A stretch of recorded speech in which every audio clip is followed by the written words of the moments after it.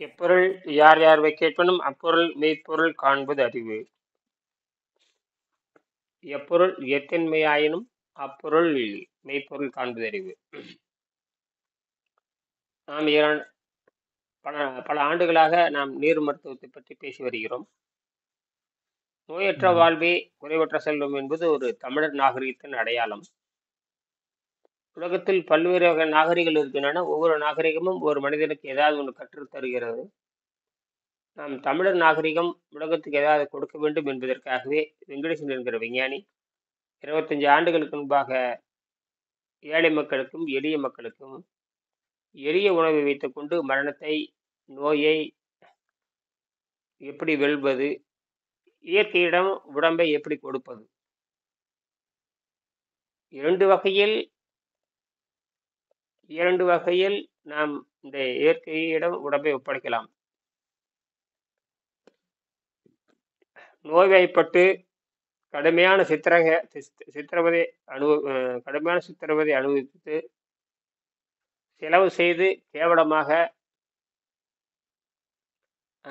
இயற்கையிடம் மல்லாடி அழுது புரண்டு கொடுப்பது. இன்னொன்று, மனமகிழ்ச்சியோடு உடம்பை இயற்கையிடம் கொடுப்பது. ஆகையினால் நாம் எப்படி பார்த்தாலும் இந்த சட்டத்தை நம்ம மீற முடியாது. இயற்கையோட விருப்பம் இதுதான். இப்ப நாம் இந்த கழிவுகளை பற்றி பேசுகின்ற பொழுது விஞ்ஞானிகள் எவ்வளவு கஷ்டப்பட்டிருக்காங்க பாருங்க. ஒரு ஜெர்மனி அடிப்படை கொண்ட ஒரு இயற்கை மருத்துவர், இவர் இராணுவத்தில் பணிபுரிந்தவர். சேரும் பொழுது தகுதியோடு இருக்கிறார். சில காரணங்களுக்காக ஜெர்மன் இராணுவத்திலிருந்து, ஜெர்மன் படையிலிருந்து விலக்கப்படுகிறார். அந்த மருத்துவர்களுக்கு உடலுக்கு நோய் ஏன் வருகிறது என்று எதுவும் சொல்ல தெரியுது. இன்னைக்கும் அப்படித்தான். உடலுக்கு நோய் ஏன் வருகிறது என்று ஐரோப்பியர்கள் சொல்லவே முடியாது. ஏனால் அவங்க உணவு என்னும் பழக்கத்துக்கு அடிமையானவர்கள். பல்வேறு வகையான பழக்கத்துக்கு அடிமையானவங்க, வாய் ருசிக்கு அடிமையானவங்க, பகுத்தறிவை தாண்டாதவங்க. நாம் அப்படி அல்ல. நமக்கு நோயின்னு வந்துட்டா வாய் ருசியை தாண்டிடுவோம், பகுத்தறிவை தாண்டிடுவோம், உள் தூய்மைக்கு வந்து விடுவோம். இதுதான் நாம் செய்யற பயிற்சி. உடம்புல ஏதாவது பிரச்சனை வந்து அந்த காலத்துல பெரியவங்களே செய்வாங்க. வாரத்தில் ஒரு முறை ஓய்வு கொடு,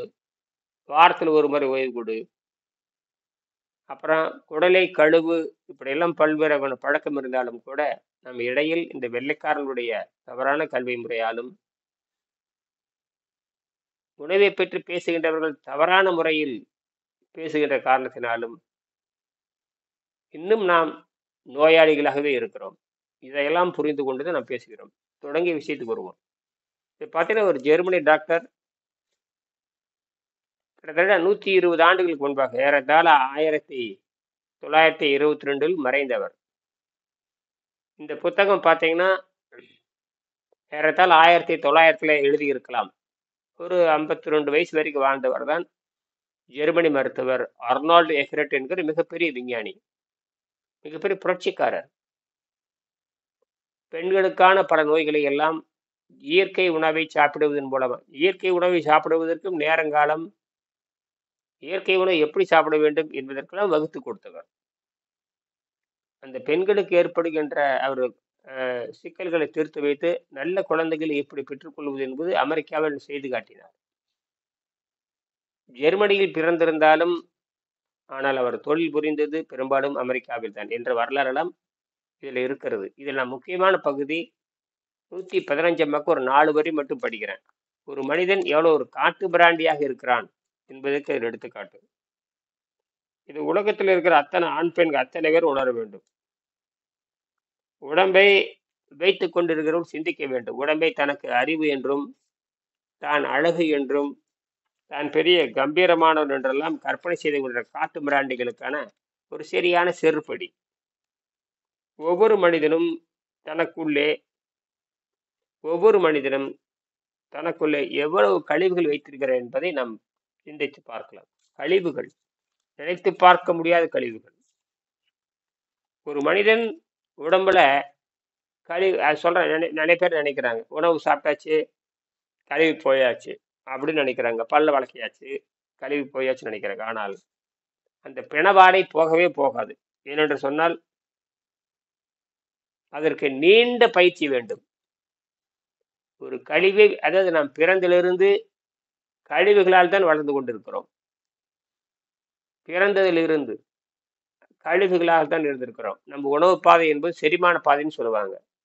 உணவு பாதை, செரிமான பாதை, அப்புறம் gastric juice gland, gastric juice path, இப்படி சொல்லிட்டே போல எவ்வளவு வேணாலும் சொல்லலாம். ஆசோ பேக்கும்பாங்க, அல்மெட்டரி கெனால், இப்படி எதோ சொல்லி நம்மளை குழப்புவார்கள். அனைத்தும் வேறொன்றும் இல்லை. நாம் உணவு சாப்பிட்டு வெளியே இருக்கிற பாதை, அவ்வளவுதான். உள்ள கொடுக்குறோம், வெளியே போகுது, அதுக்குள்ள என்னென்னமோ நடக்குது. அதுல இறப்பைன்னு ஒண்ணு இருக்குது, அப்புறம் சிறுகுடல் ஒண்ணு இருக்குது, பெருங்குடல் இருக்குது, மலக்குடல் இருக்குது. இதுவாக இறப்பையில ஒரு வகையான விஷநீர் சுரக்குது, கணையத்துல ஒரு வகையான கொடிய விஷநீர் சுரக்குது, கல்லீரலையும் ஒரு வகையான கொடிய விஷநீர் சுரக்குது. அந்த விஷ நேரம் சேர்த்து வைக்கிறதுக்கு பித்தப்பை, கால் பிளாடர்னு சொல்லுவாங்க, அது ஒரு கொடிய விஷநீர். அப்ப உடம்பே விஷத்தால் ஆனது என்பது எவனும் சொல்றதில்லை. இது போக நாம் சிறுசிலிருந்து சிறிதாக சேர்த்து வைத்து 4.5 கிலோ ஒரு சராசரி மனிதன் உலகத்துல, ஒரு வீட்டுல ஒரு 10 பேர் இருக்காங்கன்னா ஒருத்தர் வந்து பார்த்தீங்கன்னா 80 கிலோ எடையில் இருப்பாரு, ஒருத்தர் 100 கிலோ எடையில் இருப்பாரு. எல்லாம் பார்த்தா வயிறு பெருத்து போய் நாரி போய் இருப்பாங்க, நாத்தம் பிடிச்சவங்க, தொந்தியும் தோப்பையுமாக இருப்பாங்க. அப்படி ஒரு 10 பேர் இருந்தா ஒவ்வொரு மனிதன் உடல்லையும் 4.5 சராசரியாக ஒருத்தனுக்கு 7 கிலோ இருக்கலாம், ஆவரேஜ்னு சொல்றாரு. ஒருத்தனுக்கு 7 கிலோ இருக்கலாம், ஒருத்தருக்கு 6 கிலோ இருக்கலாம். ஆனால் சராசரியாக ஒவ்வொரு மனிதனும் 4.5 கிலோ மலத்தை வைத்திருக்கிறார்கள் என்று சொல்லுவது எவ்வளவு ஒரு கொடுமையாக இருக்கும். அதான் பழைய மலம்ங்கிறாரு. பழைய மலம்னு இப்ப எத்தனை வருஷமா இருக்குன்னு கேட்டீங்கன்னா, பிறந்திலிருந்தே அந்த மலம் இருக்குதுன்னா இவ்வளோ நாற்றம் அடிக்கும். அப்பா, சகித்து கொள்ள முடியாது பிணவாடி. இதுலதான் எல்லாரும் சாகுறானுங்க. அதனாலதான் அந்த நாற்றம்பாங்க, வாய் நாற்றம், உடல் நாற்றம். இதுக்கெல்லாம் காரணம் அந்த உணவு பழக்கத்தை மாற்றி நமக்கு தெரியாதனாலதான். அதனால அந்த 4 வரி விட்டு நான் படிக்கிறேன். இந்த புத்தகத்துல 115ஆம் பக்கம் நான் ஏற்கனவே சொல்லியிருப்பேன், இருந்தாலும் இதுக்கு ஆதாரம் இருக்கிறது. அப்ப இந்த இந்த இந்த கழிவை எப்படி போக்க வேண்டும் என்று யாரும் அதை சொல்றதும் இல்லை. சரிங்களா?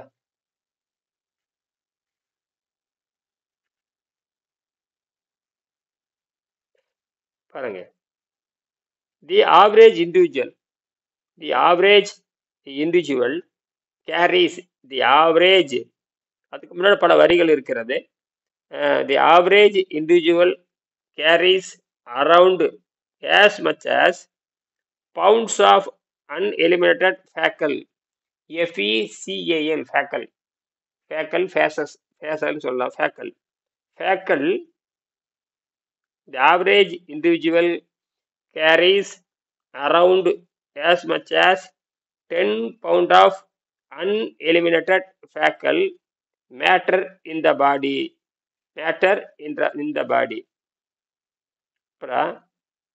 Falsely considering the extra poundage as being healthyங்கிறான். இது தவறாக வயிற்றுக்குள் இருக்கிற அந்த கழிவு ஹெல்த்தி என்று தவறான மூடநம்பிக்கை என்று நினைத்துக் கொண்டிருக்கிறார்கள். இப்ப ஏற்பட்ட ஒரு காட்டு பிராண்டிகள் எங்கேயாவது இருக்க முடியுமா?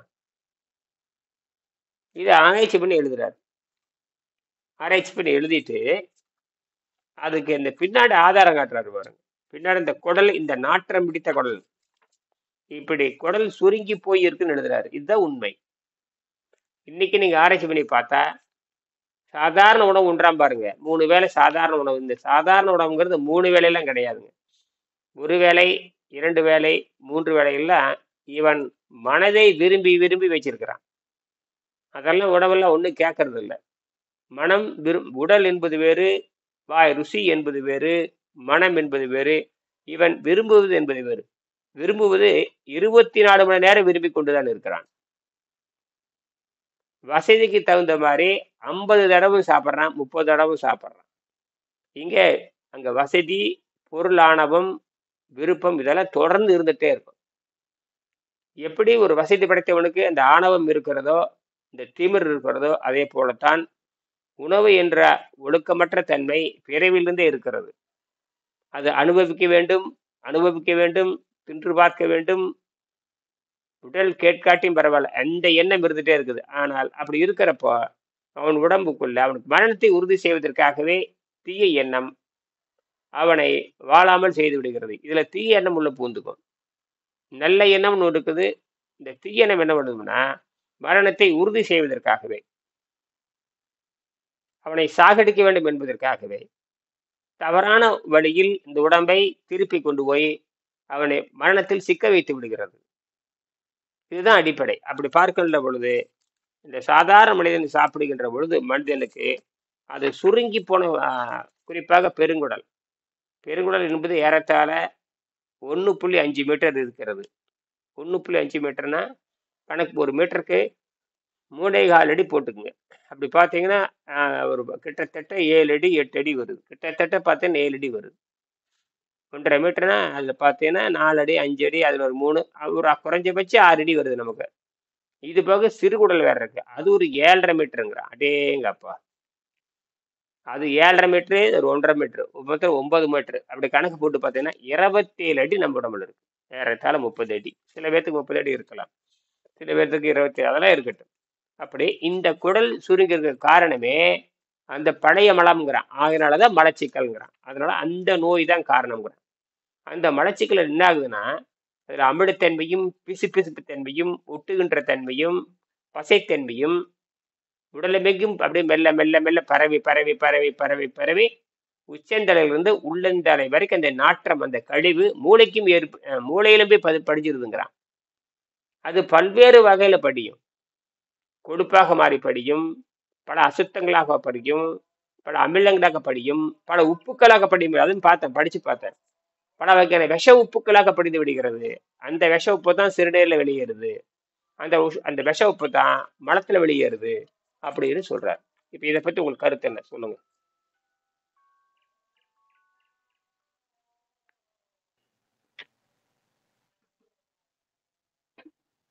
இப்ப நம்ம அன்றாடம் வந்து பாத்தீங்கன்னா நார்மலான உணவு, அது சைவ உணவும் சரி அசைவ உணவும் சரி, அதை சாப்பிட்டு சாப்பிட்டு நம்ம சுத்தம் செய்ய மறந்துட்டோம். சுத்தம் செய்யறதா வெறும் பல்லு மட்டும் நம்ம வளர்க்குறோம், பல் வளர்க்குறோம். மிஞ்சி போனா வந்து வேற என்ன லெவல் ஆஃப் கிளீனிங் இருக்கும்? அந்த காலத்துல மேபி வந்து விளக்கெண்ணெய் எடுத்திருக்கலாம். இந்த காலத்துல எத்தனை சதவீதம் பேர் அதை எடுக்கிறாங்கன்னு நமக்கு தெரியாது. அப்படியே ஹாஸ்பிட்டல்ல போனா, மெடிக்கல் கிளினிக் போனா வந்து பேதிக்கு மருந்து தாங்க அப்படின்னு சொல்லி கேட்டு வந்து சாப்பிடுறாங்க. அது சில பேர் சாப்பிடுறாங்க. பட் ஆனா அதுலயும் எந்த அளவுக்கு சுத்தமாகுதுன்னு தெரியாது. அப்படியே சுத்தமானாலும் தினமும் சுத்தம் பண்றோமான்னு தெரியாது. இப்ப நம்ம வயித்துல விஷம் தங்கி இருக்கிறதுனாலதான் வாயில நாத்தம் அடிக்குது இப்படின்ற அறிவியலே யாருக்கும் தெரியல. ஃபர்ஸ்ட் ஆஃப் ஆல் எதுக்கு பல்லு வளர்க்குறோம் அப்படின்றதே தெரியல. அப்ப கேள்வி கேட்டாதான் வந்து பதில் பிறக்கும் அப்படின்னா, அப்ப அந்த ஜீவராசிகள் எந்த ஒரு ஜீவராசிகளுமே பல் வளர்க்கறது கிடையாது. எந்த ஒரு ஜீவராசிக்கும் வாய் நாத்தம் அடிக்கிறது கிடையாது. ஆனா மனிதன் மட்டும் பாத்தீங்கன்னா தினமும் பல் விளக்கிட்டு தான் இருக்கான். ஆனா எந்த ஜீவராசியும் பல் விளக்குறது இல்ல. ஆனா அது அசைவம் சாப்பிட்டது கூட பாத்தீங்கன்னா அது பல் விளக்கணும்ன்ற அவசியம் வந்தது கிடையாது. இப்ப நம்ம பூனை கிட்ட போனா நாத்து அடிக்கணும் இல்லையா? நாய்கிட்ட போனா நாத்து அடிக்கணும் இல்லையா? ஏன் நாத்து அடிக்க மாட்டேங்குது? நமக்கு மட்டும் ஏன் நாத்து அடிக்குது? அது வந்து எந்த ஒரு கோல்கேட்டோ பெப்சோடன்ட்டோ எந்த ஒரு பேஸ்ட்டுமே எந்த ஒரு பர்பஸையுமே யூஸ் பண்றது கிடையாது. ஈவன் கம்பெனி பேர் சொல்லிட்டேன், பட் ஆனா தப்பு கிடையாது. வேப்பங்குச்சி கூட தான் யூஸ் பண்ணல. ஆலமுள்ளோ எந்த ஒரு இயற்கையான ஒரு இது கூட யூஸ் பண்றது இல்ல. பட் ஆனா எதுக்குமே அந்த வாய் நாத்தம் அடிக்கிறது இல்ல. ஆனா மனிதனுக்கு மட்டும் ஏன் நாத்து அடிக்குது? இந்த அடிப்படையான கேள்வியே கேட்காம தான் இருந்திருக்கும். இன்க்ளூடிங் மீ, என்னையும் உட்பட நானும் கேட்காம தான் இருந்திருக்கேன். இப்ப நம்ம இந்த பயிற்சி செய்யப்பட்டு செய்யப்பட்டு செய்யப்பட்டு இத்தனை ஒரு கிட்டத்தட்ட 1 வருஷமா செய்யறேன். செய்து இன்னைக்குதான் அந்த கேள்வியே எனக்கு வருது. ஏன் வந்து மனிதர்கள் மட்டும் பல் வளர்க்கணும்? ஐயா நீங்களும் நீங்க அந்த கேள்வியா இப்ப நீங்க அதை எடுத்துட்டு பிறகுதான் கேட்கிறேன். நானே கேட்கிறேன், ஏன் பல் வளர்க்குறேன் நானு அப்படின்ற கேள்வியை நான் கேட்கிறேன். ஏன் நான் பல் வளர்க்காம இருக்க முடியாதா அப்படின்ற கேள்வி வருது. அப்ப நம்ம வந்து விலங்குகளை தாண்டி மேம்பட்டு 5ஆவதுல இருந்து 6ஆவது அறிவு வந்துட்டோம். அப்ப வந்துட்டோம் அப்படின்னா அதுக்கான அறிகுறிகள் என்ன? பல் விளக்காம அதுவே பல் விளக்கலாம், அப்ப நம்மளும் பல் விளக்க கூடாது இல்லையா? அப்ப ஆமா எங்கேயோ ஒரு தவறு நடந்து, அதுவே தவறு பல் நடந்திருக்காரு. விளக்காம இருக்கு. ஆமா அதுக்கு 5 அறிவு தான், அதுக்கு 5 ம் அறிவு தான். ஆ ஆனா நமக்கு 6 அறிவுன்னு சொல்றோம். ம் 6 அறிவுன்னு சொல்றோம். ஆனா ம் இன்னமும் நம்ம தினைக்கும் பல் விளக்கிட்டு தான் இருக்கோம். So இதுலயே ஃபர்ஸ்ட் கொஸ்டின்லயே அவுட். இதுலயே அவுட் ஆயிட்டோம். இதுலயே ம் ஃபெயில் ஆயிட்டோம். ம் இதுலயே ஃபெயில் ஆயிட்டா அப்ப நம்ம அடுத்து படிச்சு என்ன, படிக்காம என்ன? ம் அப்படின்ற சரி. நிலைக்கு தான் வருது. ஆ அப்புறம் வந்து இந்த கடுக்கா பொடி, விளக்கெண்ணெய்லாம் சொல்றாங்க. அதெல்லாம் இயற்கை மருத்துவம் சார்ந்து சொல்றாங்க. ஆமா அதெல்லாம் தினைக்கும் எடுக்கலாமா? எடுக்கக்கூடாதா? இப்ப என்னுடைய கேள்வி அதுவா இருக்கு. இல்ல அதுதான் அதுக்காக இயற்கையாகவே உணவுப் பொருளாக சாப்பிட்டு அதெல்லாம் வந்து பாத்தீங்கன்னா முழுமையாக சுத்தமடையாது. அது அங்கே இருக்கிற தற்காலிகமா இருக்கிற ஒரு மனம் இலக்கியாக இருக்குமே தவிர உடம்பெங்கும் பரவி இருக்கிற கொடூர விஷத்தை எடுக்க முடியாது. ஈவன் உடம்பெங்கும் கடுக்கா பொடியும் எடுக்க முடியாது, எடு- யா விளக்கெண்ணெயும் எடுக்க முடியாது. அதெல்லாம் அந்த இடத்துல இருக்கிற மட்டும் அந்த 1/2 மணி நேரத்துல 1 மணி அந்த இடத்துல இருக்கிறத மட்டும் சுத்தப்படுத்தும். ஆனால் கழிவு என்பது அந்த வெறும் மலம் நீங்குவதால் அந்த மலம் கொழுப்பாக மாறி, விஷமாக மாறி, உப்பாக மாறி உடலில் பல பாகங்களில் படிந்திருக்கிறது. அதை மாதக்கணக்கில் நீர் உணவு முறை செய்து மாதக்கணக்கில் நன்கு வேக வைக்கப்பட்ட காய்கறியின் மூலமாகத்தான் சுத்தம் செய்ய முடியும். நீரை பல மாதங்கள் அருந்தி உடலில் இருக்கிற அனைத்து பாகத்திற்கும் நீர் மட்டும் செல்லும். நீருக்கு மட்டும்தான் உடலில் இருக்கிற அனைத்து பாகத்துக்கும் சென்று கரைத்து அது நாற்றத்தோடு மஞ்சளாக சிறுநீர் மலகம் வெளியேறும். இந்த அந்த அது போக இப்படி செய்கின்ற பொழுது உணவு பாதையில் மலச்சிக்கல் என வரக்கூடாது என்பதற்காக தினமும் ஒரு வேளை நன்கு வேகடிக்கப்பட்ட காய்கறிகளை சாப்பிட்டு தினமும் அந்த மலக்குடலை சுத்தம் செய்ய வேண்டும். இப்படி செய்வதற்கு ஏறத்தாழ 6 மாதம் ஆகலாம். அந்த நேரத்தில் நீங்கள் உங்கள் இரத்தத்தையும் சிறுநீரையும் எளிமையான முறையில் சோதனை செய்து பார்த்தால் அது நடுநிலை பெற்ற இரத்தமாக மாறும். எப்பொழுது மாறாத இரத்தம் வருகிறதோ, எப்பொழுது உடல் சுத்தமாய் விட்டது, உடல் எடை தூய்மையாக இருக்கிறது, உடல் எடை மாறாத எடை வருகிறதோ, முதல் ஆரம்பத்தில் ஒரு எடை இருக்கும். தினமும் இதை நீங்க சுத்தப்படுத்திலே வரும் பொழுது எந்த வகையான மயக்கம், கிறுகிறுப்பு, சோர்வு, கடுகத்தினி வராது. ஆரம்பத்தில் முதல் நாள் இந்த கழிவுகள் சேர சேர பார்த்தீங்கன்னா உள்ளே இந்த பழைய இறந்து விட்ட அதுக்கு பேரு பேடு பாக்டீரியான்னு சொல்லுவாங்க. பழைய இறந்து விட்ட அந்த விஷக்கழிவுகள் சேர்கின்ற போது கடுமையான வெப்பம் உண்டாகும். லேசானது முதல் மிதமான முதல் கடுமையான வெப்பம் உண்டாகும். சில பேர் நினைக்கிறாங்க இந்த பயிற்சி செய்கின்ற பொழுது ஆரம்பத்துல வெப்பம் உண்டாகும். இந்த நீர்ப்பயிற்சி தொடங்குகின்ற பொழுது இதில் அசைவம் சாப்பிடணுங்கிறாங்க, சைவம் சாப்பிட எந்த வேறுபாடும் தேவையில்லை. எடுத்தோடனேயே எவ்வளவு கொடிய நோயாளியா இருந்தாலும் நோயாளியா இருந்தாலும் நோயினா எந்த கொடிய நோயும் வச்சுக்கலாம். உலகத்திலே எய்ட்ஸ் நோயை விட கண்டு பயப்படுறது இந்த புற்றுநோய் தான். அதாவது புற்றுநோய் ஏன் வருகிறது சொன்னால் எதிர்ப்பாற்றல் இல்லைங்கிறான். எங்கே எதிர்ப்பாற்றல் இருக்கும்? உள்ள வந்து பழைய கழிவுகள் மட்டும் 6 கிலோ 7 கிலோ இருக்குது. அது யானைக்குட்டி மாதிரி இருக்கான் பாருங்க. பெரிய மாதிரி பிரிட்டிஷ்காரில் போற பிரிட்டிஷ் மருத்துவர்கள் பூரா யானைக்குட்டி மாதிரி இருப்பானுங்க. பிரிட்டிஷ் மருத்துவர்கள் அப்ப தைரியமா சொல்லலாம்ல, இது வந்து ரத்தம் கெட்டு போறதுனாலதான் வருதுன்னு. அவன் எந்த நோயா இருந்தாலும் ரத்தம் கெட்டு போறதுனாலதான் வருதுன்றத இந்த ஆங்கிலேய மருத்துவம் சொல்லலாம் இல்லையா? சொல்ல மாட்டானுங்க. ஏன்னா அவன் காட்டு மிராண்டிகள், அதாவது மனம் போனபடி சாப்பிடுகின்ற விபச்சாரிகள். மனம் போனபடி உணவை சாப்பிடுகின்ற விபச்சாரிகள். மனம் போனபடி உணவை சாப்பிட்டால் அது விபச்சாரம் என்று பொருள். அப்ப நீங்க சொல்றது பார்த்தா இஎன்டிக்கு ஒரு டாக்டர் தேவையில்லை, பல்லுக்கு மீன்ஸ் ஹார்ட்டுக்குன்னு ஒரு ஸ்பெஷலிஸ்ட் தேவையில்லை, கிட்னிக்குன்னு ஒரு ஸ்பெஷலிஸ்ட் தேவையில்லை. ஆமா, நான் 25 எல்லாத்துக்கும் ஒரு டாக்டர் தனித்தனியா இருக்காங்களே, ஒரு டாக்டரும். 1000 நோய்கள் வந்துட்டே இருக்கும். இந்த பழைய கழிவுகள் சேர்த்துட்டுதுன்னா அந்த இறுகி போய் முருகி போகுதுங்கிறார். இறுகி போய் முருகி போய் உப்பாக மாறி கொழுப்பாக மாறி அமிலமாக மாறி உடலெங்கும் பரவி இருக்குதுங்கிறாரு. உடலெங்கும் பரவி இருப்பதை எப்படி ஒரு தடவை நீங்கள் குடலை சுத்தம் செய்வது மட்டுமே, அல்ல ரத்தத்தை சுத்தம் பண்ணாலும் சரியே. இப்ப செயற்கையான முறையில் ரத்தத்தை சுத்தப்படுத்துறாங்க. செயற்கையான முறையில வந்து நீங்க என்ன பண்றீங்க, அந்த உணவு பாதை வந்து ஏதோ ஒரு கழிவு டயாலிசிஸ் பண்றாங்க, அல்லது உணவு பாதை நீங்க ஏதாவது ஒரு மாத்திரையோ மருந்தோ போட்டோ சுத்தப்படுத்திடுறீங்க, அல்லது ஒரு வேளை மட்டும் சுத்தப்படுத்துறீங்க. ஆனால் இது பல ஆண்டுகளாக படிந்து இருக்கிற கழிவை ஒரு நாள் வெளியேற்ற விட முடியாது, உடம்பெங்கும் கழிவேற்ற முடியாது.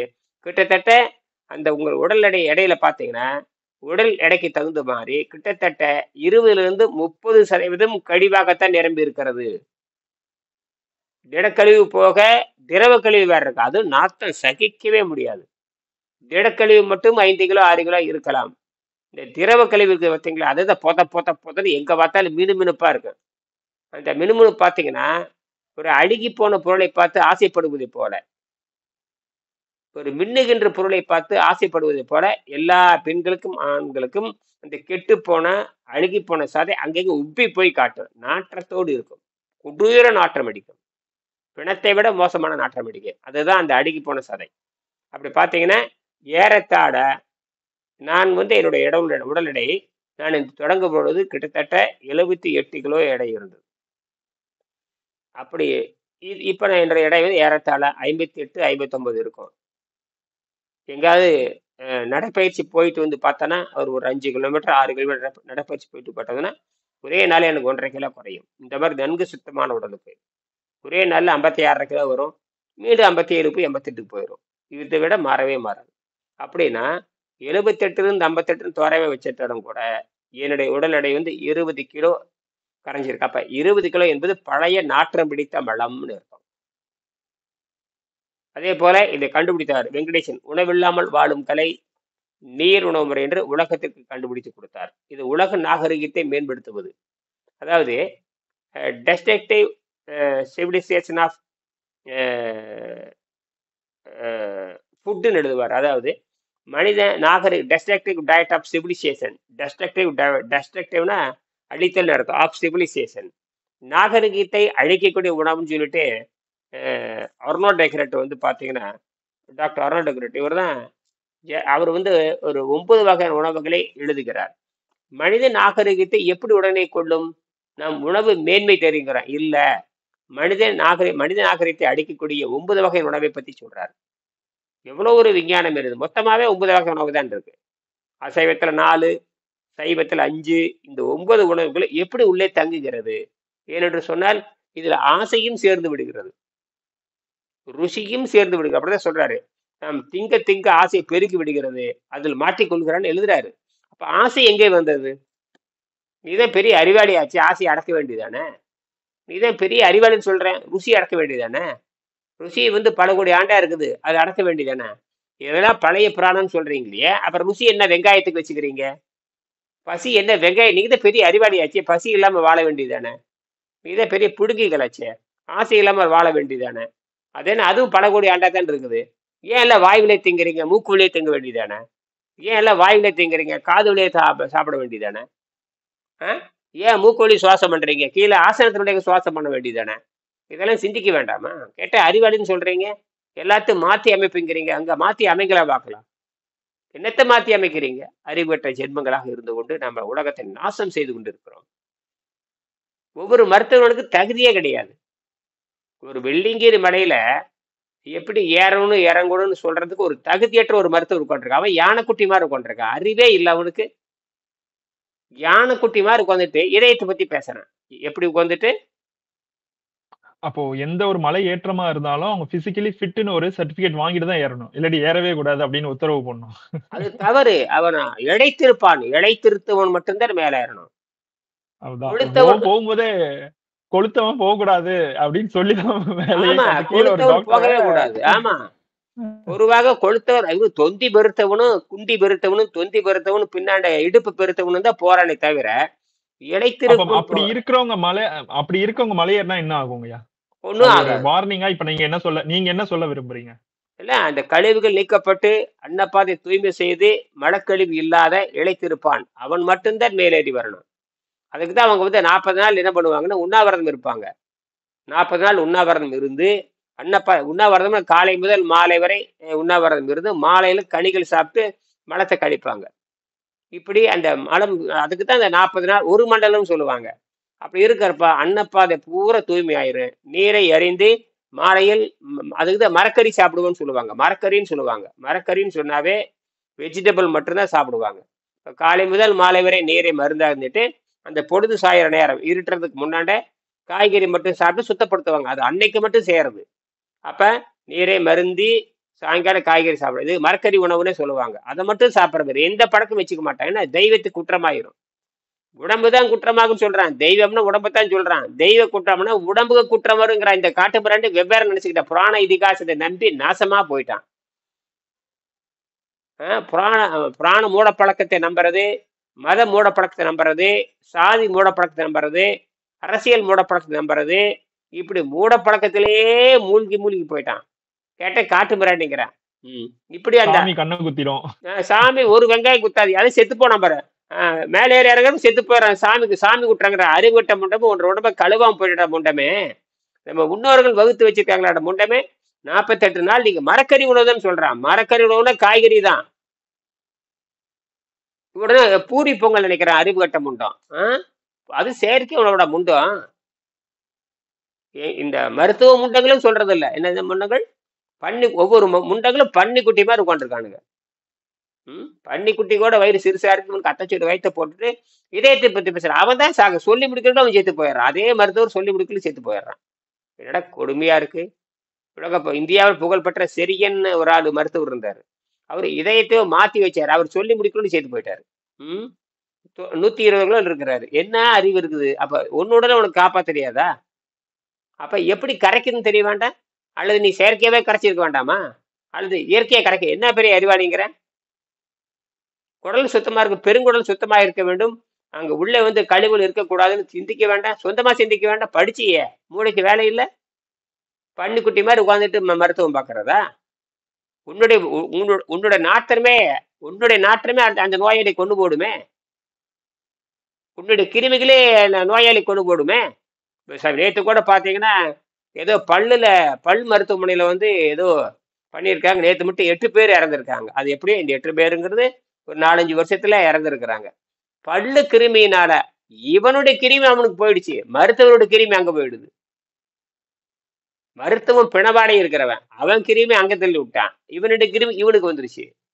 அந்த கிருமி எங்கடா வந்துச்சு? உன்னாலதான் வந்தது கிருமி. நீ சுவாச மண்டல முதல்ல ஒவ்வொருத்தரும் உடம்புலையும் அந்த நாற்றத்தை சுவாசம் பண்ணணும். மொத்தத்துல மருத்துவருக்கு வாயு சுவாசம். எவனுக்கு வாயில நாற்றம் இல்லாம இருக்கிறதோ அவன் தான் பல் மருத்துவம் பண்ணணும். என்னது வாயில நாத்தம் வர எவனுமே மருத்துவம் பார்க்க கூடாது. வாயில நாத்தம் வர எவனுமே வாய் நாற்றம் இருக்கணுங்கிறது அந்த அந்த அந்த நோயாளிக்கு பரவாதா? காத்துல பரவாதா? இதை காத்துல பரவுங்கிற பக்கத்தால வச்சுட்டு 2 அடி வித்தியாசத்தான் என் பணத்தை மனுஷனை போட்டு அறுக்கிறீங்க. அறுக்கிறப்ப அது சுத்தி 10 பேர் இருந்துக்கிறீங்க. சுத்தி 10 பேர்த்து வாய் நாற்றம் அடிக்கிறது மலம் நாற்றம். எல்லாத்தையும் செக் பண்ணி பாருங்க. மலத்தை விட மோசமான அழுகி போன மல நாற்றம்ங்கிற அந்த நாத்தம் வருகின்ற போல அதுல இருந்து பல லட்சம் கோடி கிருமி இருக்குது. அந்த கிருமிகள் அந்த பக்கத்தால பரவாத எல்லாம் சேர்ந்து அந்த நோயாளி கொண்டு போடும். வாய் நாற்றம் உடையவன், வேறு நாட்டம் உடையவன், சளி நாற்றம் உடையவன், இப்படித்தான் எல்லா மருத்துவர்களும் இருக்கிறார்கள். அவனுங்களுக்கு கிருமினாலதான் அவன் சாகுறான். நீதான் கிருமிங்கிறீங்கள, அப்புறம் எங்க கிருமி அந்த மருத்துவர்களுடைய கிருமிகள் தான் அந்த அந்த நோயாளிகள் சாகடிக்குது. இப்படித்தான் நடக்கும். பெரியபடி உன்னுடைய லாஜிக்கே வருவான். நல்லா இருக்கணும் சேர்ந்து ஏன் கொண்டு போடுறீங்க? அப்போ உன் குடலையை சுத்தம் பண்ணு. நீ வாய் நாற்றம் இல்லாதவன் நிரூபிச்சு காட்டு முதல்ல. அதுதான் நீ செய்ய வேண்டிய அறிவாளி. அப்பதான் ஒரு நோயாளி காப்பாற்ற முடியும். நீயே வயிற்றுல வந்து அவ்வளோ 10 கிலோ மலத்தை வச்சுக்கிட்டு உட்காந்துருந்தேன்னா அப்புறம் எப்படி நோய் குணமாகும்? நோயை குணமாக்க முடியாதுன்னு சொல்ற. அலோபதி மருத்துவத்தின்படியோ அப்படித்தானே சொல்றீங்க. நோயை குணமாக்க முடியாதுன்னு தான் சொல்றீங்க. அப்புறம் எதுக்கு நீங்க வைத்தியம் பாக்குறீங்க?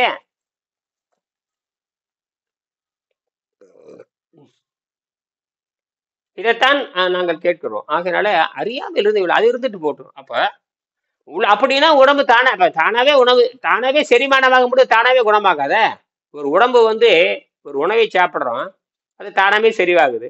அது தானாவே விஷத்தை பிரிக்குது. சிறுநீருடைய விஷத்தை பிரிக்குது, மலத்தினுடைய விஷத்தை பிரிக்குது. வாய் நாற்றத்துல வந்து விஷத்தை வச்சிருக்குது. இதை சொல்றது இல்ல. அந்த விஷத்தை சாப்பிட்டா எனர்ஜி வருது அப்படின்னா அது எனர்ஜியா கன்வெர்ட் ஆகணும்ல. ஏன் உணவுல இருந்து இவ்வளவு விஷம் பிரியுது அப்படின்ற கேள்வினாச்சும் வரணும். ஏன் உணவுல இருந்து மலம் பிரியுது அப்படின்ற கேள்வினாச்சும் கேட்டிருக்கணும் இத்தனை ஆமா. வருஷத்துல. இந்த யாவ அடிப்படை கேள்வியே கேட்காம தான் வாழ்ந்திருக்கோம் அப்படின்றது புரியுது. இப்ப நீங்க இவ்வளவு சொல்ற பிறகு இவ்வளவு மாசமா நான் படிச்ச பிறகு அப்ப இந்த அடிப்படை கேள்வியே கேட்காம தானே இருந்திருக்கும் மனிதர்கள். ஆமா. ஏன் வந்து அப்ப மலம் தனியா பிரியுது? இப்ப சாப்பிடறதெல்லாம் எனர்ஜியா மாறுதுன்னா சாப்பிடுறது எல்லாமே மாறி இருக்கணும் இல்லையா எனர்ஜியா? அதுதான் உண்மை. அதுதான் அந்த அதை பாரு, ஜீரணிக்க முடியாத, வேகடிக்கப்படாத உணவு தான் வெளியேறுது. ஜீரணிக்கப்பட்டது இப்படிதான் சொல்றேன். அந்த அதெல்லாம் அடிப்படை அப்படித்தான். உடம்பு வந்து அந்நிய பொருளாக பார்க்கிறது. அதனாலதான் பிறக்கும் பொழுது இயற்கை உணவு தாய்ப்பால் தான் இயற்கை உணவு. அதற்கப்புறம் அந்த குழந்தை பல்லு முளைக்கிற பொழுது பழச்சாறுகளை பழச்சாறுகளை பிடிந்து பழச்சாறுகளை கொடுக்கணும். அது ராஜ உணவுன்னு சொல்லுவாங்க. மிக ராஜ உணவு அப்படின்னாவே ராஜ உணவு மிக உயர்ந்த உணவு. பழச்சாறை பிழிஞ்சு பழச்சாறு மட்டும் கொடுக்கறது. ஒரு பழத்தை பிழிஞ்சு கரைச்சி வேக வைத்து கடைஞ்சி எடுத்து அது மட்டும் கொடுக்கறது. அப்ப நாட்டு சக்கரைன்னு சொல்லுவாங்க, கண்ட்ரி சுகர், ப்ரௌன் சுகர்னு சொல்லுவாங்க. அதை கலந்து கொடுக்கறது. கொடுத்து அந்த குடலுக்கு பழக்கி குடல் இருக்கிற சளியை புற அதிகப்படியான சளி. ஏன்னா தாய்ப்பாலும் சளியாக மாறி இருக்கும். இந்த தாய்ப்பால் அசைவ உணவாச்சா?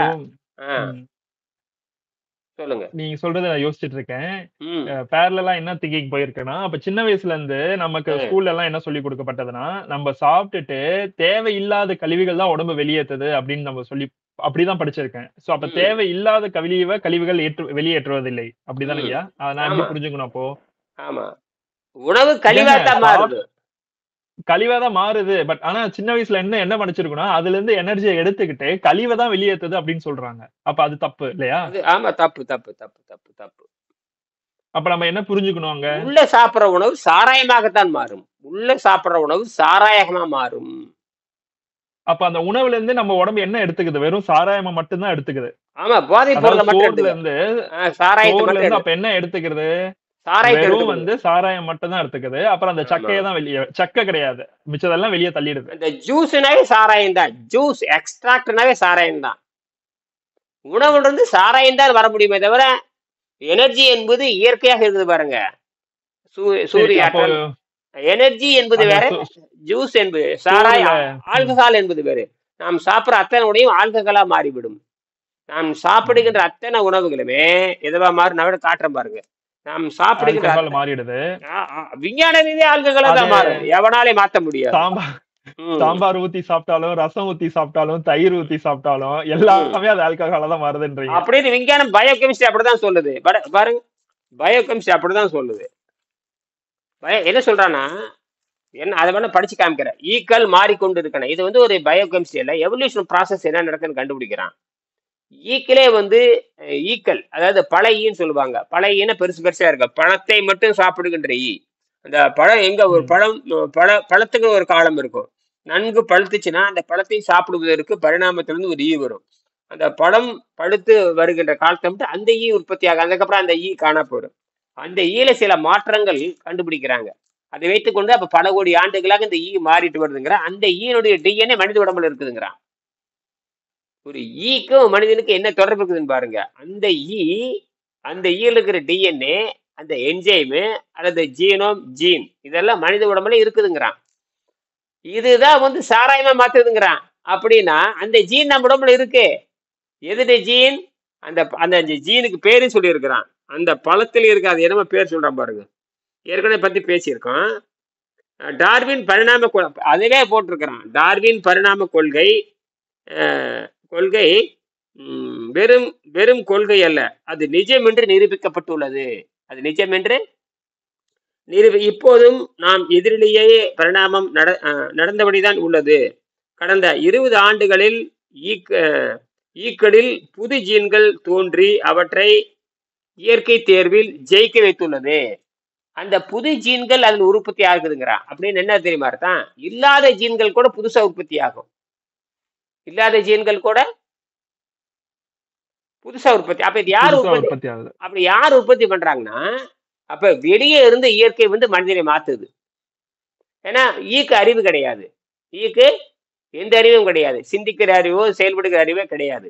அப்படின்னா வெளியே இருக்கிற சுற்றுச்சூழல் இருக்கு பார்த்தீங்களா, வெளியே இருக்கிற என்விரான்மெண்டல் அதாவது எக்ஸ்டர்னல் என்விரான்மெண்டல், இன்டர்னல் என்விரான்மெண்டல் சொல்லுவாங்க. உள்ளே இருக்கிற சுற்றுச்சூழல், அப்புறம் வெளியே இருக்கிற சுற்றுச்சூழல். அப்ப வெளியே இருக்கிற சுற்றுச்சூழல் வந்துதான் மனிதனை, அந்த அந்த அந்த விலங்கை, அந்த கிருமியை, அந்த உயிரை மாற்றுகிறது. அப்ப தகவல் எங்கே இருக்கிறது? வெளியே இருக்குது. அப்ப வெளியே இருக்கிற தகவல் உள்ள போய் அந்த ஜீனை மாற்றுகிறது. சரி, அது இருக்கட்டும். அதாவது பல ஈக்களில் அதுக்கு பேர் ஏடிஹெச்பாங்க. ஏடிஹெச் ஜீனில் ஏடிஹெச்எஸ் என்ற ஒரு ரகம் இருக்கிறது. இந்த ஸ்பெஷல் ஜீன் இருப்பதால் இவற்றால் வெப்பத்தையும் வறட்சியையும் தாக்குப்பிடிக்க முடியும்.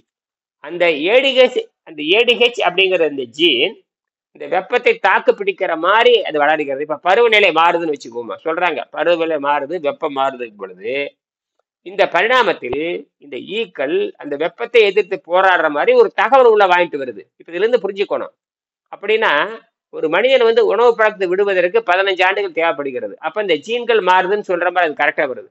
ஒரு ஈக்கே ஜீன்களை மாற்றிக்கொள்கின்ற பொழுது நாம் இந்த ஆற்றலை வெளியிருந்து எடுத்துக்க வராத நைட்ரஜனை உறிஞ்சி கொள்வது, ஆக்சிஜனை உறிஞ்சி கொள்வது, காமா கதிர்களை உறிஞ்சி கொள்வதற்கு அந்த ஜீனை மாற்றுவதற்கு நமக்கு 15 ஆண்டு தேவைப்படுது.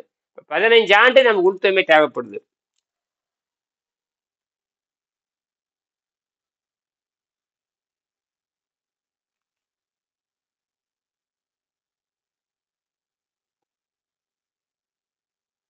நாம் சாப்பிட அதை பாருங்க, அதற்கு அதாவது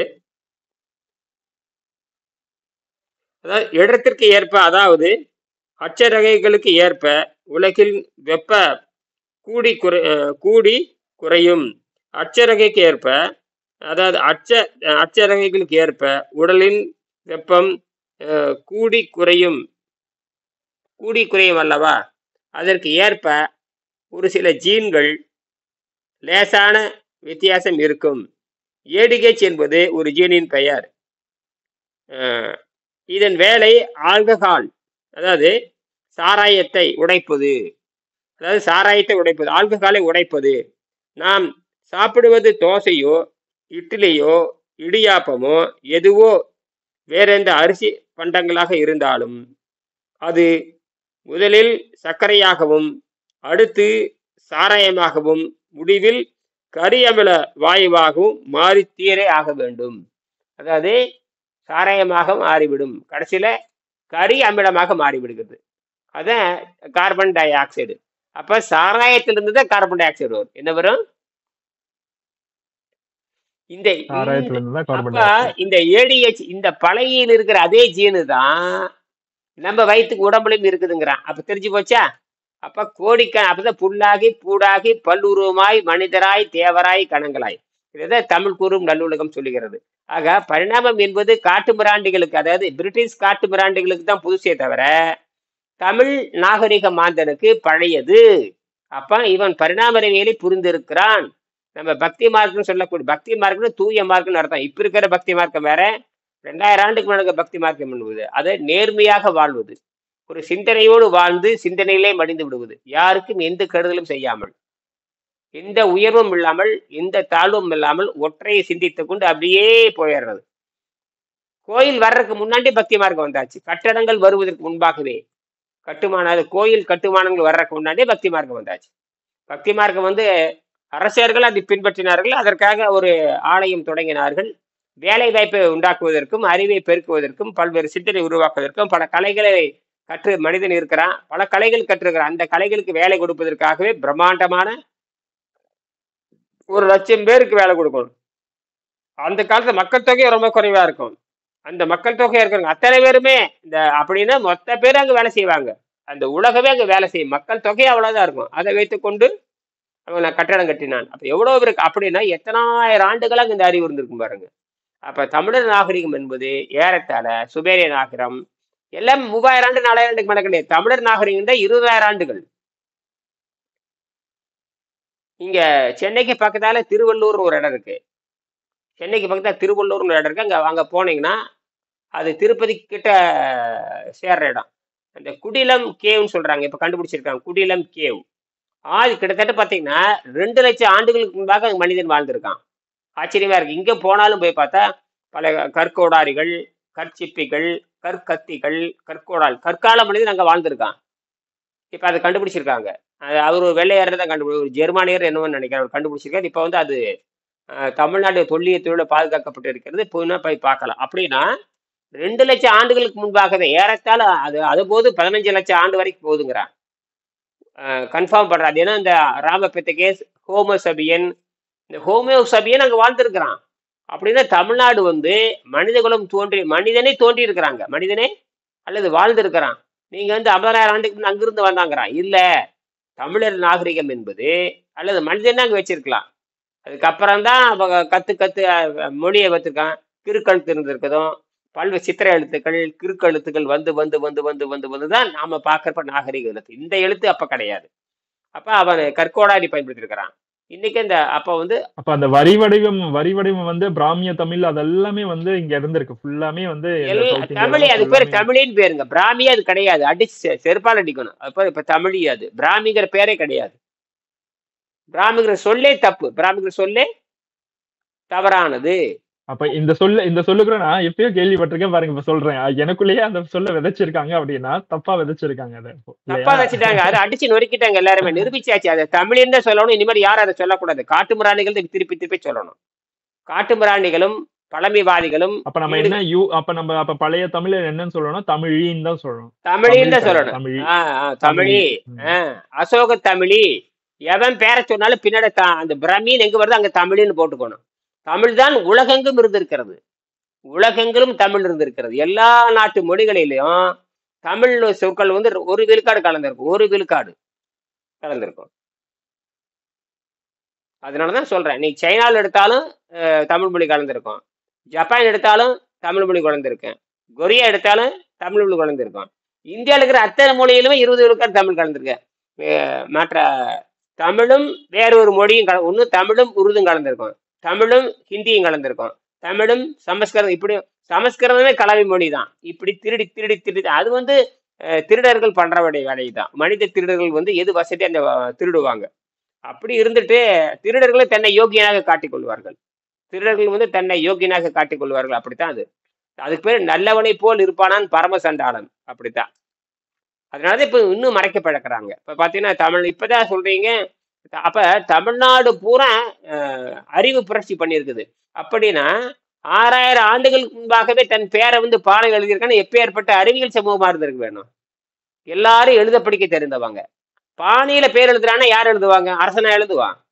சாதாரண மக்கள் தன் பானையில பேர் எழுதுறாங்க. அந்த தொடர்ச்சி தான் இன்னைக்கு பாத்திரத்தில் பேர் எழுதுறாங்க.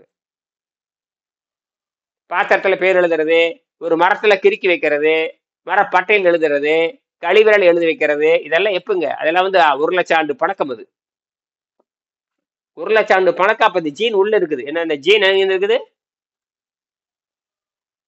பஸ்ல கிறுக்கி வைக்கிறது. அந்த காலத்துல நாங்கள் அப்படி சொல்லும்போது மாமியார் வீட்டுக்கு போகும்போது அதாவது தாயார் வீட்டுல இருந்து பிறந்த வீட்டுல இருந்து புகுந்த வீட்டுக்கு போகும்போது அதுலதான் அந்த பேர் எழுதி கொடுப்பாங்க.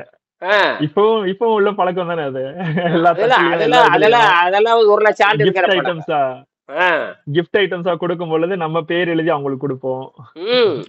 இந்த பாத்திரத்துல பேர் அடிக்கிறது, இதெல்லாம் எங்க பாத்திரத்துல பேர் அடிக்கிறது பழைய காலத்துல 10,000 ஆண்டு 1,00,000 ஆண்டுக்கு முன்ன பேர் எழுதுற பழக்கம் இருந்திருக்கு. அது எல்லாம் இந்தியா பூரா அதுக்குன்னே ஷார்ப்பா ஒரு ஐட்டம் வச்சிருக்காங்க பாருங்க. அதை எழுதுறதுக்குன்னே ஒரு பெண்ணு வச்சிருக்காங்க. இப்ப மோட்டார் வச்சு புர்ரு புர்ரு அப்புறம் டங் டங் டங் டங் கொத்துவாங்க. அப்ப கையில கிறுக்கும். இதெல்லாம் வந்திருக்குது இதெல்லாம். அப்ப தமிழ் என்பது ஒரு நாகரிகம். மற்றதுல இனக்குழுக்கள். தமிழ் என்பது நாகரிகம். அதுல இருந்து இனம் நிறைய பிரிஞ்சுது. இந்த பக்கம் கர்நாடக பக்கம் இப்ப கர்நாடகன்னு கிடையாது. 1000 வருஷத்துக்கு முன்னாடி கர்நாடகன்னு ஒண்ணு கிடையாது. வெள்ளைக்கார முண்டங்கள் வந்தது நாட்டை குட்டிச்சவராக்குறது. மொழியால் பிரிச்சது. என்னது? மொழியால் பிரிச்சு அந்த மொழி சூழ்ச்சி பண்ணது அந்த முண்டன் தான். மொழியால பிரிச்சது டிவைட் அண்ட் ரூல் தான். அதாவது பிரித்தால் தான் ஆள முடியும் அப்படின்னு தெரிஞ்சுக்கிட்டான். அதான் பிரிச்சிருக்கான். பிரிச்சுன்னு எல்லாரும் அது வரைக்கும் ஒற்றுமையா இருந்த இந்தியா, அது வரைக்கும் மனிதர்களாக இருந்த இந்தியா தேவையில்லாம மொழியாக பிரிக்கிறான். மொழி என்பது அவாவும் சௌரியத்துக்கு பிரிச்சு எடுத்துக்கிறது தான். நாகரிகம் எங்க இருந்து வருகிறது? தமிழர் நாகரிகத்தினுடைய ஒரு பிரிவு தான். அதாவது மூலம் பெரிய கோடு, பெரிய மலை இருக்கு. மலையில மழை பெய்யுது. மழை வந்து பொதுவானதுதான். அது அங்கங்க பிரிஞ்சு போகுது. பிரிஞ்சு பிரிஞ்சு போய் கடைசியில மகாநதின்னு சேர்றான், மகாநதிங்கிறான் அல்லது கடலுங்கிறான். அதுல போய் ஒன்னா சேருது. இத்தனை வருஷம் இப்ப அதுக்கு சுதந்திரம் அடைஞ்சு பாத்தீங்கன்னா 75 ஆண்டுகளோ 180 ஆண்டுகளோ ஆக போகுதுன்னு வச்சுக்கோங்க. அதுக்கு முன்னாடி வந்து கர்நாடகாக்கு நான் தண்ணி கொடுக்க மாட்டேன் அப்படின்னு சொன்னது கிடையாது. ஆமா, சொல்லவே மாட்டான். அவன் இங்க அவனுக்கோ யாருக்குமே தண்ணி கொடுக்க மாட்டேன். நிலத்தால் ஒரே ஆள் தானே, எல்லாம் நிலத்தால் ஒரு ஆள் தானே. இந்த நிலம் தான் அங்க போகுது, அந்த நிலம் இங்க வருது, அந்த இந்த யானை தான் அங்க போகுது, அந்த காற்று தான் இங்க வருது, அந்த பறவை தான் இங்க வருது, இந்த குரங்கு தான் அங்க போகுது. எல்லாமே போயிட்டு வந்துட்டு முன்னாடி இந்த பிரச்சனையே இருந்தது கிடையாது. இப்ப சுதந்திரம் அடைஞ்ச பிறகு வித்தின் ஒரு 75 வருஷம் கூட ஆகல, அதுக்குள்ள இவ்வளவு பிரச்சனை கிரியேட் பண்ணிட்டு போயிட்டாங்க நமக்குள்ள. அப்ப என்ன பண்ணிருக்குன்னா, புரிதலுடன் கூடிய எல்லாரும் ஒன்னொன்னு, என்ன இவன் இல்லைன்னா அவன் வாழ முடியாது, அவன் இல்லைன்னா இவன் வாழ முடியாது. இங்க இருக்க பொருள் இங்க இருக்கு, இன்னைக்கும் பாருங்க, சும்மா இங்க இருக்கிற பொருள் அங்க போகுது, அங்க இருக்கு. ஏன் பொருள் பண்டமாற்றம் எல்லாம் இருங்களாம் பார்க்கலாம். இங்க இருந்து அங்க போகாம இருக்க மனுஷன் நகரம் இருக்கு பார்க்கலாம். வாயில அரசியல் பேசிக்கலாங்க தவிர, அந்த நாட்டுக்காரர் இங்க வரக்கூடாது, இந்த நாட்டுக்கு அங்க போட்டு பாருங்களேன், அந்த பொருள் இங்க வியாபாரமே நின்று போயிரு. என்னது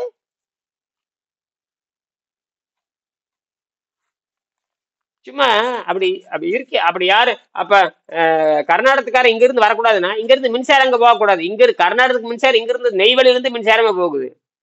நெய்வேலியில இருந்து மின்சாரம் அங்க போகுது. அப்ப நிறுத்திடலாமா?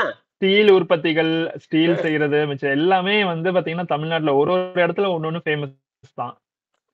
கர்நாடகத்துல அப்ப ஒரு சில கர்நாடகத்துல உற்பத்தி ஆகிற மஞ்சள் பூரா ஈரோடு வந்து ஆகணும். ஈரோடு தான் வேர்ல்டு மார்க்கெட்டு. மஞ்சள் மார்க்கெட்டு, இந்தியாவில மஞ்சள் மார்க்கெட்டு இங்கதான் வந்தாகணும். மஞ்சள் இங்க ஒருத்தரோட துணி. நீங்க சொல்லும்போது எனக்கு அந்த பழைய பாட்டு ஞாபகம் வருது.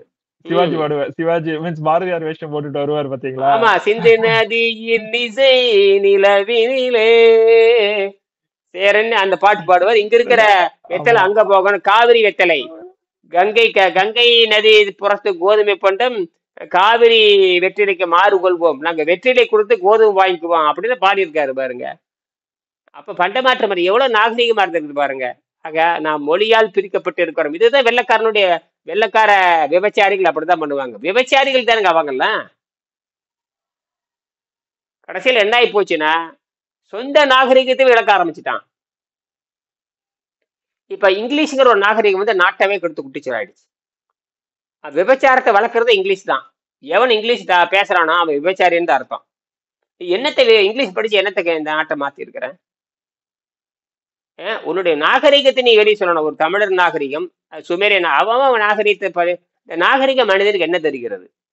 நீ மொழியை கத்துக்கிறதுனால என்ன? ஒன்று தாய்மொழி என்பது வேறு, இன்னொரு மொழி தாய்மொழி என்பது அம்மாட்ட இருந்து பாடம் கத்துக்கிறது. அது இயற்கை, எவனாலையும் மாற்ற முடியாது. இந்த அம்மா என்ன பேசுறாளோ அது அப்படியே அந்த குழந்தை காப்பி அடிச்சுக்குது. ஏன்னா அந்த அம்மாவுக்கும் குழந்தைகளுக்கு உறவு வேணுங்கிறதுக்காக அது காப்பி அடிச்சுக்குது, அது நகல் எடுத்துக்குது. அது வேற, அது இயற்கை. அது 10,000 மொழி இருந்தாலும் 10,000 மொழி பேசுகின்ற குழந்தைகளாத்தான் இருக்க முடியும். ஆனால் இன்னொரு மொழி கத்துக்கும் பொழுது என்ன பண்பாட்டை கத்துக்கிற நீ? அப்ப நீ அறிவாளியா இருக்கணும் இல்லையா? ஏன் முட்டாளா இருக்கிற? இன்னொரு மொழி கத்துக்கிட்டு அறிவாளியா இருக்கணும் இல்ல? அல்ல பிரச்சனைக்கு அந்த மொழி பிரச்சனைக்கு தீர்வு சொல்லுதான்னு பார்க்கணும். ஒரு மொழி கத்துக்கிற அப்ப இங்கிலீஷ் படிச்சா மட்டும் என்ன பிரச்சனைக்கு தீர்வு கண்டிருக்கிறேன்? இப்ப சொல்றான் அவன் இங்கிலீஷ் படிச்ச உள்ள வராதேங்கிறான். ட்ரம்ப்புங்கிற ஒரு கேனையும் தோன்றிருப்பான். அவனு உலகக்கு இருக்கனார் தெரியுது. என்ன பேசுறான்னு காலையில் ஒரு பேசுறான், மத்தியானம் ஒன்று பேசுறான். இப்படி ஒரு கோமாளி உலகத்துல யாரும் பார்த்திருக்க முடியாது. தினம் வீடியோல வந்துகிட்டே இருக்க. எந்த அதிபரும் தினம் வீடியோல வர்றதில்ல. அந்த கோமாளி பாத்தீங்கன்னா தினம் அந்த வீடியோல வந்துகிட்டே இருக்கிறான். அவனுக்கு வயசு 90 இருக்க போது. எப்ப இருந்தாலும் மாறாடப்பட சாக போறான், எப்ப சாக போறான்னு தெரிய மாட்டேங்குது. ஒரு லூசு மாதிரி பேசிக்கிட்டு இருக்கிறான். அதாவது இங்க நம்ம இந்தியாவில வந்து ஒரு லூசுக்கு இப்போ எப்ப பார்த்தாலும் கேமரால காமிச்சிட்டு இருக்கிற லூசுக்கு நிறைய இருக்கு.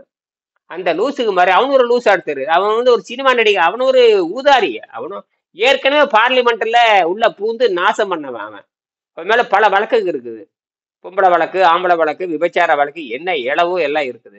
அவன் தான் உலக நாயகன் நினைக்கிறான். அவன் நினைச்சா போற நிறுத்துறேங்கிறான். அவனுக்கு நாட்டுக்கு என்னடா, இந்தியாவுக்கு என்ன தொடர்பு? அவன் சொன்னா நான் சொன்ன போரே நிற்கிறான். அப்ப நீதான் அப்ப எல்லாம் காரணமா? கேட்ட நான் தான் நிறுத்தினேன். அப்படி பார்த்து உக்ரைன் வார நிறுத்தியம் பார்க்கலாம், பாலஸ்தீன வார நிறுத்தியம் பார்க்கலாம். என்ன பண்றானுங்க எல்லாம்?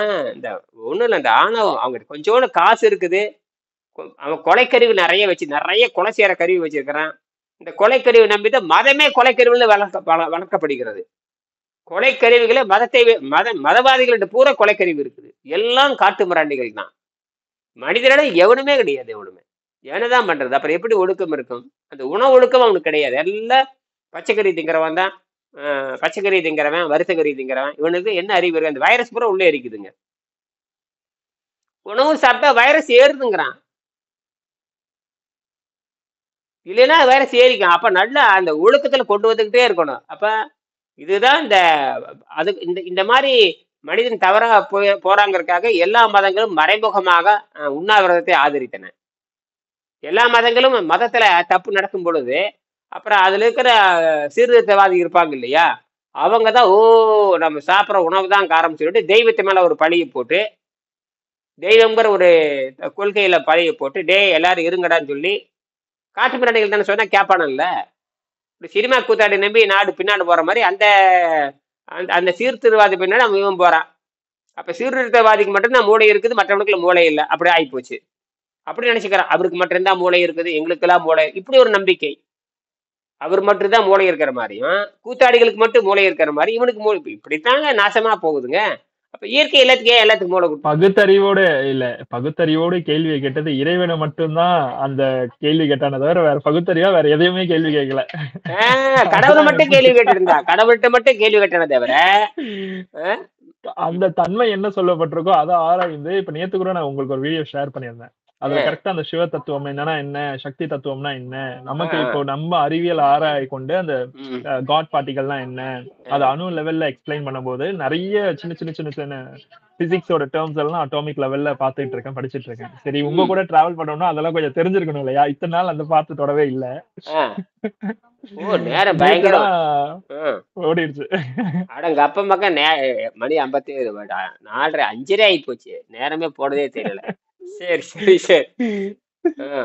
இல்ல ஸ்பீச் வந்து ரொம்ப இன்ட்ரெஸ்டிங்கா ஓடிட்டு இருந்தது. நான் நேரத்தையே இப்பதான் நேரத்தை நான் பாக்குறேன். 50 நிமிஷம் ஆகி போச்சு. அடங்கப்பா. சரி, அதான் நேத்து அந்த சிவ தத்துவம் அந்த சக்தி தத்துவம் தான் படிச்சுக்கிட்டு இருக்கேன் நானு. அதை வந்து எப்படி குவாண்டம்ல எக்ஸ்பிளைன் பண்ணிட்டு இருக்காங்க அப்படின்னு அப்ப தேடும் பொழுது சில ஆராய்ச்சிகள் எனக்கு குறிப்புகள் எனக்கு கிடைச்சது. அதுதான் ஐயா கிட்ட ஷேர் பண்ணியிருந்தேன் நானு. கொஞ்சம் படிக்கணும் அப்படின்னு. அது எல்லாம் அணுதான், அணுவுல போய் நிக்கும் பாருங்க.